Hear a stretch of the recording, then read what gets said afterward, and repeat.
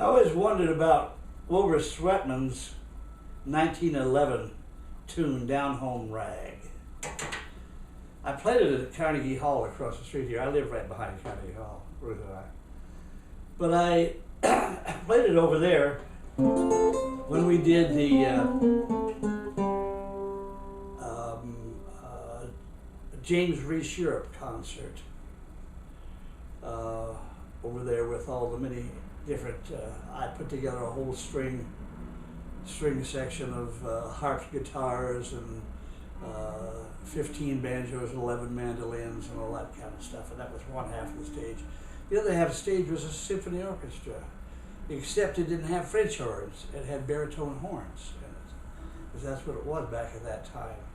And it had 4 pianos around the thing, and all that. It had a full children's choir and a full adult choir. And that's what James Reese Europe had at the original 1911 concert, which was in the casino in the Central Park. The casino had was up on the north side and had a big auditorium. And anyway, I came out front with the entertainers, Rehearsal Entertainers Quartet was called. They were the biggest money makers. It was a black group, 4 pieces. It was a field drum, 2 banjos, and a piano. And they were the highest paid group back at that time, back in the 1911, 1912.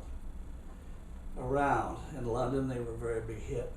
But anyway, they did the original concert with James Reese Europe up there, and they did a couple tunes, one of which was this tune, Down Home Rag, by Wilbur Sweatman from 1911. And so we played it with the 2 banjos and running lines and melody, and the field drummer playing the melody along with this, and a piano player played on it. And it was very interesting music, Anyway, then also I played this with, when I was working with Turk Murphy in San Francisco a number of years ago. John Gill had me come out and fill in for him for 6 months or so when Bob Helm was ill on the clarinet, and John Gill could literally play anything, and he wanted to play the clarinet for that period of time, and I filled in for him on the banjo parts. And Turk always liked plectrum banjo, so he asked if I could make it sound like a plectrum.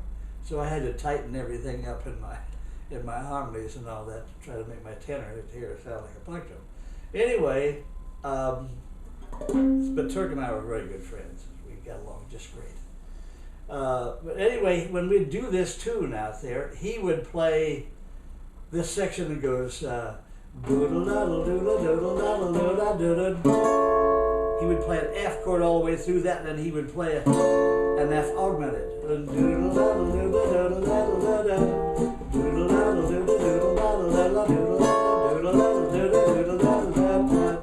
The song goes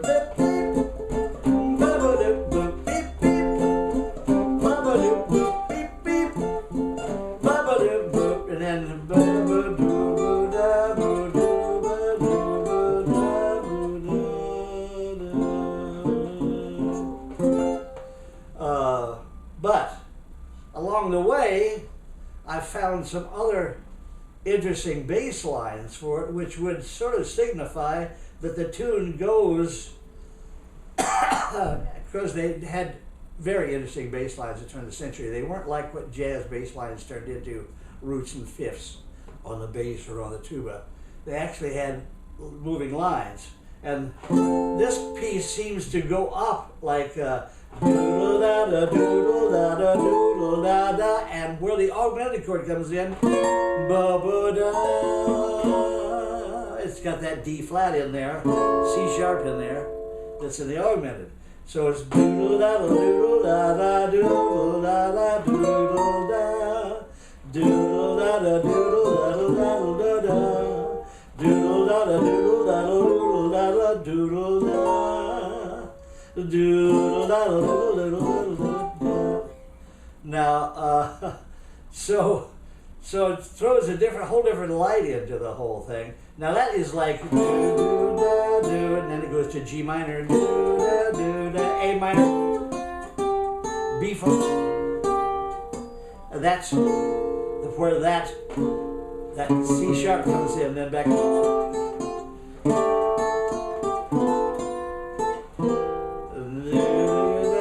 Goes up to the G minor again, A minor, B flat minor, and then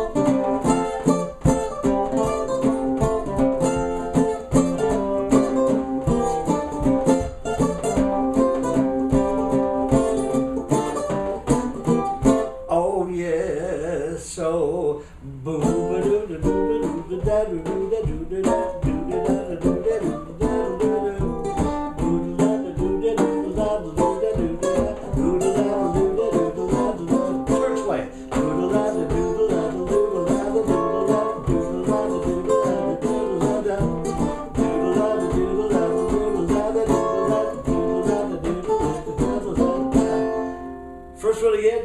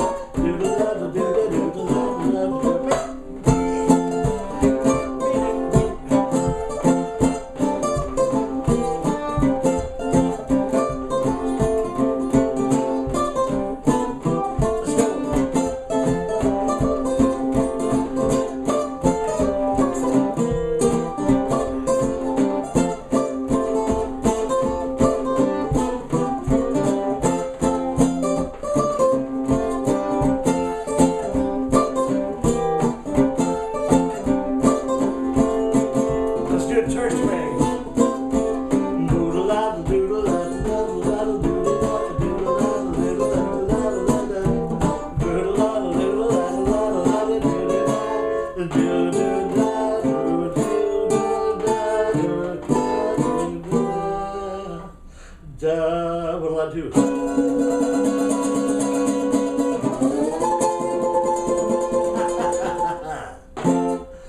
The old down-home rag. Just fooled with it. Talking about the various different versions I played of that particular piece.